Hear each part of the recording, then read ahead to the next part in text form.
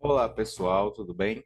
Eu estou aqui hoje para falar para vocês um pouco a respeito do sistema de pontuação da Olimpíada de História, tá? E como funciona, né? Como a gente vai analisar os documentos, as questões, e que questões nós temos que marcar e quais alternativas nós temos que evitar. Então, nós temos uma teoria de resposta da ONHB, a Olimpíada Nacional em História do Brasil. E essa teoria de resposta ela já foi confirmada, inclusive, pela própria Unicamp, pelos mantenedores e elaboradores, né, da ONHB, que são os professores e professoras do curso de História da Unicamp. Tá? Então, eu vou passar para vocês um pouco dessas ideias. Aqueles que já participaram de Olimpíada já sabem como funciona. Né? Quem participou também das reuniões que já foram realizadas presencialmente também já sabe, mas é bom sempre dar uma reforçada. Né? Então, vejam só, nós temos, nas questões da Olimpíada de História, um sistema que costuma se repetir, certo? A Olimpíada traz para a gente uma questão com questões com documentos históricos. Podem ser fotografias, podem ser quadros, podem ser trechos de livros, trechos de teses de doutorado, de dissertação de mestrado, podem ser documentos do século XV, XVI, XVII, XVIII, XIX, XX. Todas elas versam sobre alguma coisa da história do Brasil. Pode ser algo do Brasil colônia, pode ser algo do ano passado. Né? Então, tudo isso é considerado história para a Olimpíada. Então, a gente tem que analisar cada um desses documentos e interpretá-los. E encontrar a alternativa mais adequada para cada documento, certo? Por que a mais adequada? Veja bem, nós temos alternativas que estão corretas e aquela que é a que se encaixa perfeitamente. Então, nós temos que encontrar essa, que é a que vale mais pontos, tá? Então, aqui, o que é que a gente pode mostrar para vocês agora? Veja bem, cada questão possui quatro alternativas. E as alternativas têm os seguintes valores.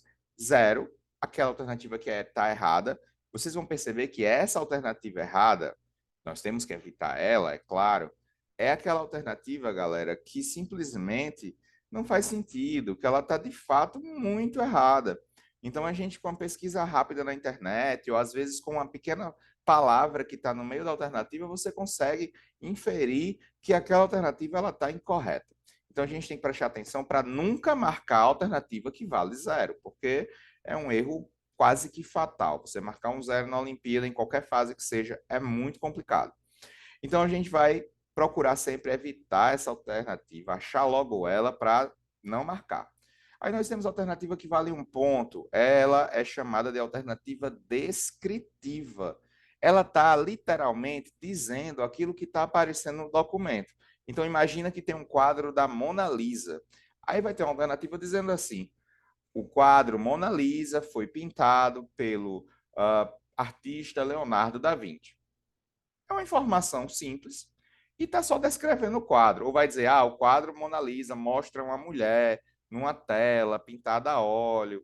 Sabe? É uma alternativa muito simples que está só descrevendo ali. Ou, de repente, está lá um texto falando da Lei Áurea. O texto diz que a Lei Áurea foi a lei responsável por abolir a escravidão no Brasil no ano de 1888. Isso só vale um ponto, tá? Então, se você consegue visualizar na alternativa o que você viu no documento histórico, seja ele um quadro, uma pintura, um vídeo, uma música, não importa, essa alternativa ela é descritiva, ela está descrevendo. E aí nós temos uma alternativa que vale 4 pontos, e essa alternativa ela tem fatos históricos corretos e ela tem algum contexto histórico. E essa alternativa, o que, é que a gente costuma dizer? Ela induz a pesquisa. Às vezes você lê o documento e você não encontra na alternativa a informação. Mas, se você fizer uma pesquisa rápida, você vai descobrir.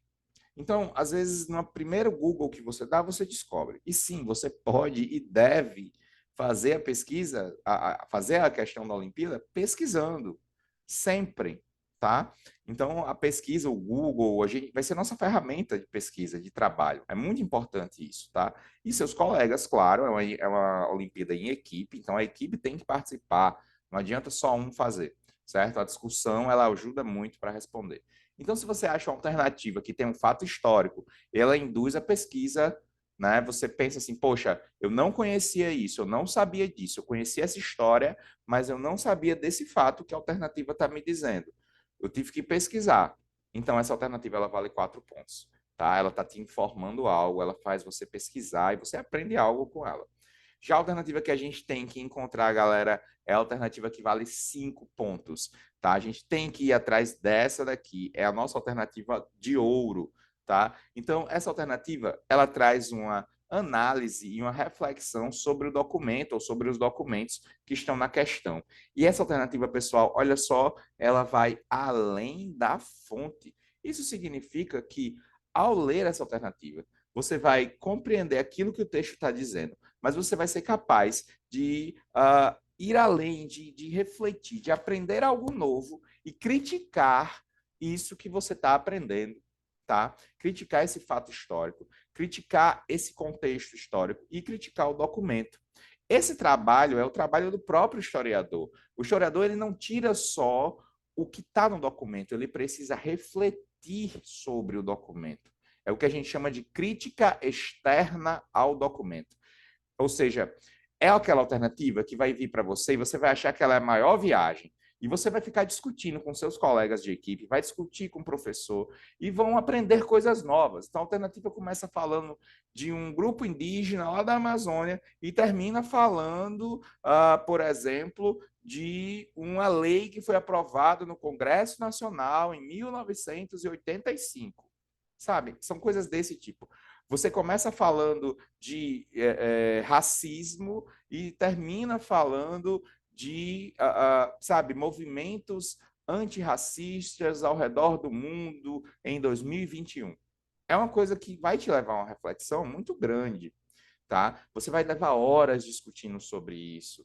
Então, essa alternativa geralmente é a nossa alternativa de ouro, é a alternativa que vale 5 pontos. Então, galera, é muito, muito, muito importante perceber esse sistema. Achar aquela que vale 0, a que vale 1 e a que vale 4. E, claro, o que nós vamos marcar, a que vale 5.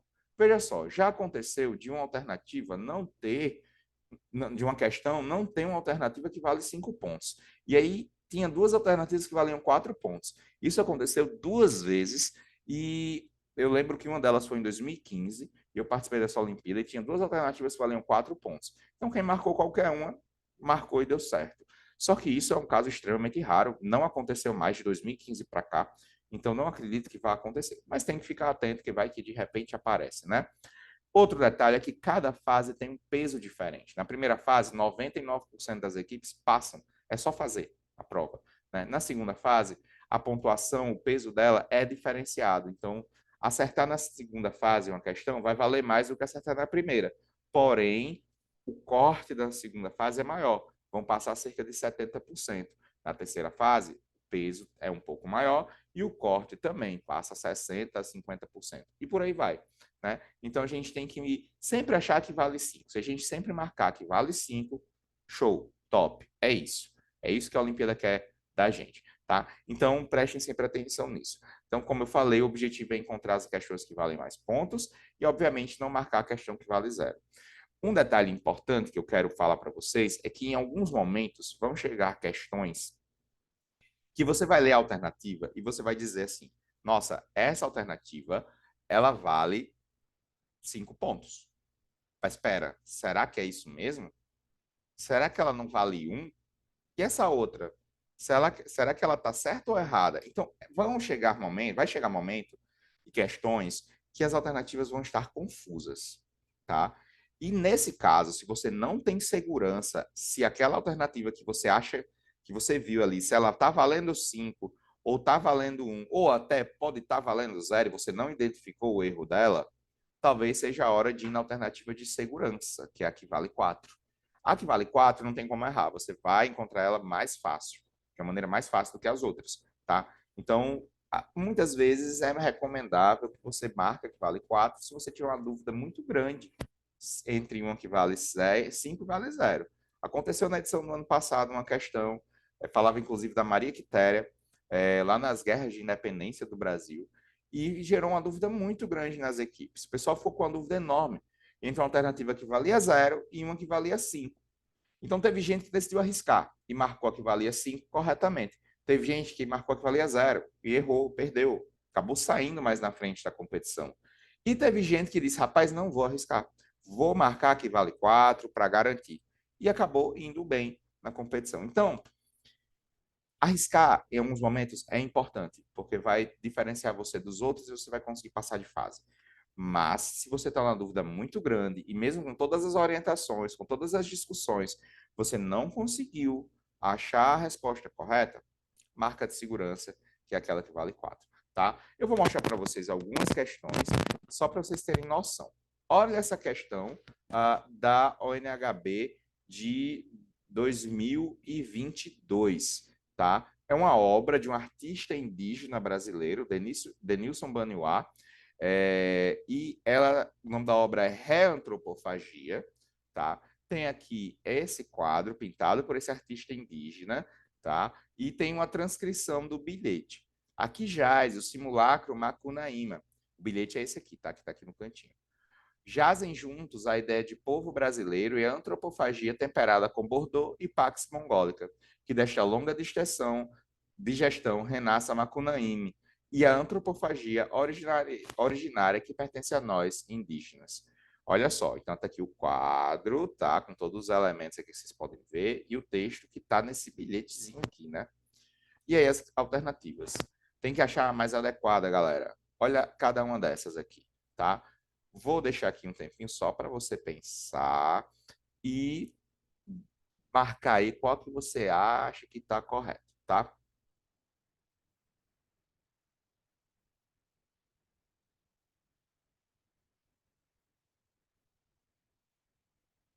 Olha só.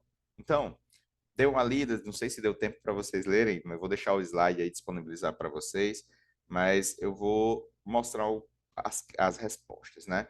Veja essa alternativa A. A cabeça apresentada sugere a fusão de Mário de Andrade com Grande Otelo, ator que interpretou Macunaíma no filme homônimo de 1969, de Joaquim Pedro de Andrade.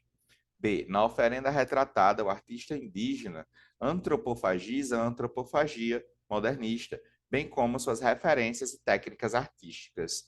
C. O bilhete, junto ao livro Macunaíma, exalta as referências europeias para o modernismo brasileiro e a relação harmoniosa entre os intelectuais brasileiros e as comunidades indígenas.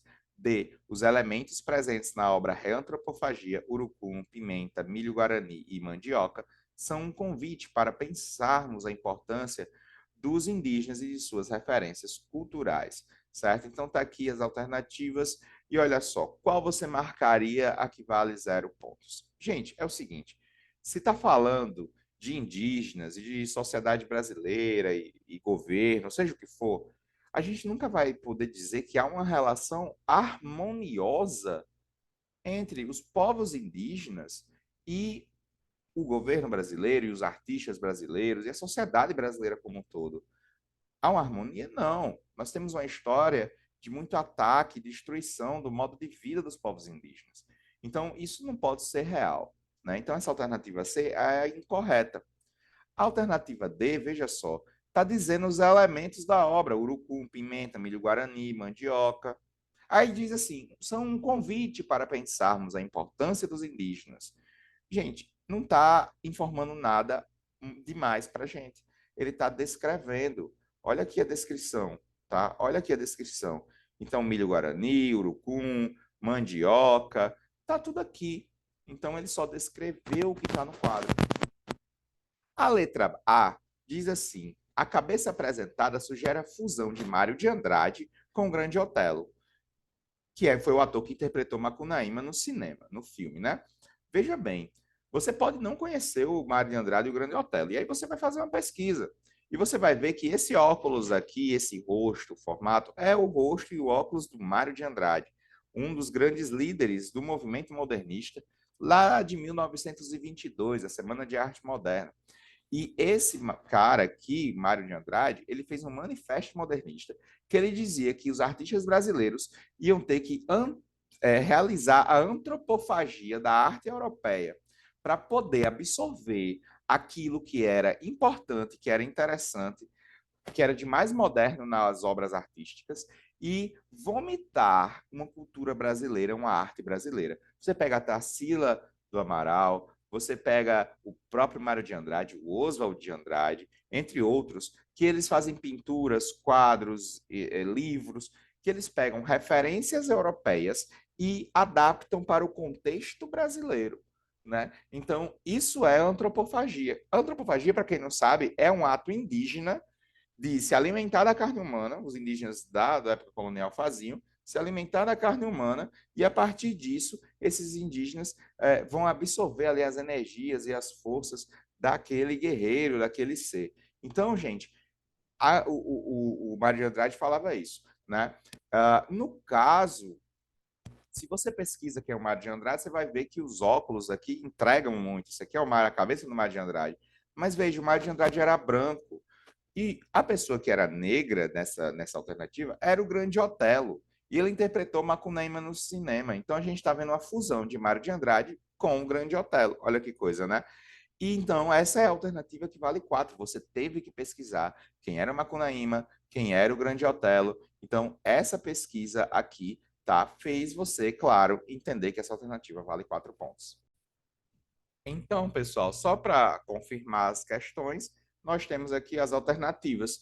A vale 4, a C vale 0, a D vale 1 e a B, olha só, vale 5 pontos, porque ela fala além da fonte. Ela diz assim: o artista indígena antropofagiza a antropofagia modernista. Olha o que ele faz. Ele diz o seguinte: o artista indígena pega as ideias modernistas e adapta para a sua realidade e cria uma ideia nova, cria uma arte nova, ele faz uma crítica ao modernismo. Olha só o que ele diz: a antropofagia originária pertence a nós, indígenas. Então, esse artista indígena, ele está simplesmente criticando o movimento modernista, dizendo, ó, os caras quiseram fazer antropofagia lá em 1922, mas a antropofagia é uma referência e um ato indígena, é nosso, e nós temos a capacidade e o direito de fazer a nossa própria arte, mesmo que use elementos europeus ou de outras épocas do Brasil, mas nós temos essa capacidade. É um movimento que os indígenas atualmente eles têm rede social, eles participam das decisões de governos. Então, assim, eles têm voz e têm vez atualmente, né? Eles conseguem falar. Então, essa é a grande questão, galera. Então, essa questão aqui, a alternativa B, é a alternativa mais correta.